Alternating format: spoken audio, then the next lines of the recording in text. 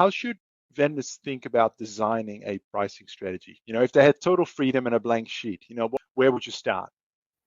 It's never going to be a totally blank sheet. So I must just mention that. So there are regulations, especially in the European Union, which have, of course, to be respected. So I would start with coming from a brand perspective. What is the value which I actually provide with my products, with my offerings? So I have to be sure about where are my USPs, my unique selling propositions.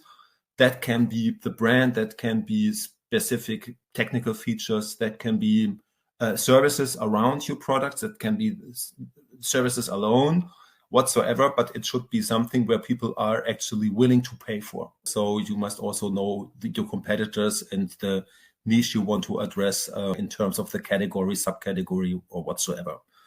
And from that starting point, so where do I want to have the retailer sell my product for, at what price point? So the recommended retail prices. I must do the math and I must understand what would the retailer need in terms of margin, how much of that is going to be part of my trade terms system. So it's a pay for performance system. Then you have to calculate the price waterfall. How much would the retailer earn? How much do you need to earn? And this defines your internal pricing and your minimum margins you need to earn.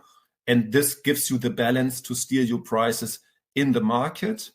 And then again, you have to define or think about the sales channels you want to address. Is it going to be you sell into retail that gives you indication about your internal sell-in prices, or you sell into wholesale